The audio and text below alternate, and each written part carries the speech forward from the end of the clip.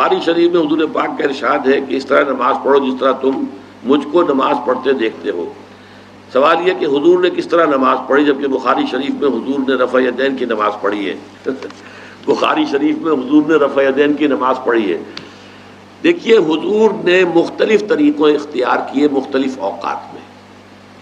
اب صحابہ کا طرز عمل یہ ہوتا تھا کہ مثلاً ایک روایت آتی ہے کہ ایک صحابی حضور سے ملنے آئے، کوئی بدوی تھے، دیہات کے آدمی تھے، انہوں نے حضور کو دیکھا کہ آپ کا گریبان کھلا ہوا تھا، آپ نے بٹن لگائے ہوئے نہیں تھے۔ پھر انہوں نے ساری عمر اپنے گریبان کے بٹن نہیں لگائے کہ میں نے محمد کو اس طرح دیکھا ہے صلی اللہ علیہ وسلم۔ اب یہ ان کا جذبہ ہے، ان کی نیکی ہے، اتباع کا جذبہ ہے۔ یا ایک سفر میں کسی کو دیکھا، کسی نے دیکھا کہ حضور ایک درخت کے نیچے سے ہو کر گزرے، اب وہ جب بھی جاتے تھے ادھر اس کے نیچے سے ہو کر گزرتے تھے، چاہے اس کی کوئی مقصد نہیں، لیکن یہ بھی ایک اتباع کا جذبہ ہے۔ تو اس میں یہ ہے کہ نماز کی بعض چیزیں ایسی ہیں کہ جن میں معلوم ہوتا ہے کہ حضور کچھ اس میں رد و بدل کرتے رہے۔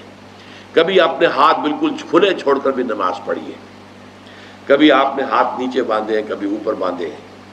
اسی طریقے سے رفع یدین کبھی ایسا بھی ہوا ہے کہ آپ نے وہ کی ہے جیسے کہ اہل حدیث حضرات کرتے ہیں، اور جیسے کہ یہ شیعہ کرتے ہیں وہ اس سے بھی زیادہ کرتے ہیں رفع یدین۔ اہل حدیث سے آگے ہیں، وہ بہت آگے ہیں رفع یدین کے اندر۔ اور ایک رائے یہ ہے کہ حضور نے آخری زمانے میں آ کر سارے رفع یدین چھوڑ دیے تھے سوائے یہی جو تکبیر تحریمہ کے وقت ہے۔ اب یہ روایات، اب یہ بحث ہو جائے گی علمی، کس روایت کا کیا مقام ہے، کس کی کیا حیثیت ہے۔ بخاری شریف میں جو روایت ہے وہ یہی ہے رفع یدین کی، جو آپ صحیح کہہ رہے ہیں، لیکن یہ کہ بخاری شریف واحد کتاب تو نہیں ہے حدیث کی، مصنف عبد الرزاق ایک کتاب ہے، اور اسی طریقے سے اور اس میں یہ کہ امام مالک کے پیروکار، حالانکہ امام مالک مدینے کے دارالہجرہ کے امام ہیں، وہ رفع یدین نہیں کرتے۔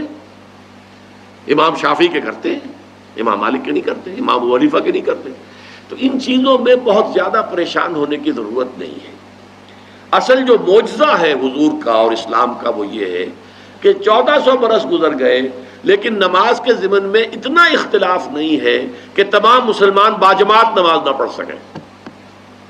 دیکھیے رفع یدین کرنے میں جماعت ٹوٹی نہیں، آپ نے کیا یا نہیں کیا، جماعت کی فارمیشن برقرار رہی۔ فرض کیجئے کوئی شخص یہ سمجھتا کہ پہلے سجدہ ہے پھر رکوع ہے، تو اب یہ دو آدمی ساتھ نماز نہیں پڑھ سکتے، جن میں سے ایک کے نزدیک پہلے رکوع ہے پھر سجدہ ہے، دوسرا یہ سمجھتا ہے کہ نہیں پہلے سجدہ ہے پھر رکوع ہے، نہیں ہو سکتی، ان کی جماعت اب جمع نہیں ہو سکتی۔ یا کسی کا یہ خیال ہو کہ جیسے ہر رکعت میں رکوع ہے کہ سجدہ بھی ایک ہے، وہ ایک سجدہ کر کے کھڑا ہو جائے۔ اب ظاہر بات ہے دوسرا شخص جس کے نزدیک دو سجدے ہیں وہ ایک اور سجدہ کرے گا، فارمیشن ٹوٹ گئی، اب وہ ساتھ نماز نہیں پڑھ سکتے۔ 1400 برس بیت گئے، مشرق بعید سے مغرب بعید، پوری دنیا، آج تو کوئی کونا ہے ہی نہیں جہاں مسلمان نہ ہو، لیکن جو سالڈ مسلمان جو ہیں وہ تو آپ سمجھیے کہ انڈونیشیا سے لے کر موریتانیہ تک تو مسلمانوں کی کتنی بڑی تعداد۔ لیکن کہیں ایسا نہیں ہے کہ آپ کی فارمیشن ٹوٹتی ہو، کوئی ایسا مسلک نہیں ہے جس میں یہ خیال ہو کہ مغرب کی رکعت میں 2 ہیں جیسے فجر کی ہے، نہیں، وہی 3 رکعتیں ہیں۔ کوئی ایسا مسلک نہیں جس میں یہ معلوم ہو کہ فجر کی رکعتیں 3 ہیں 2 نہیں ہے، کوئی نہیں ہے۔ عصر کی 2 ہیں یا 4 6 ہیں، کچھ نہیں، وہی رکعت کی ترتیب، پہلے کھڑے ہونا ہے پھر رکوع ہے پھر کھڑے ہونا ہے پھر سجدے میں جانا ہے پھر بیٹھنا ہے پھر سجدہ پھر کھڑے ہونا۔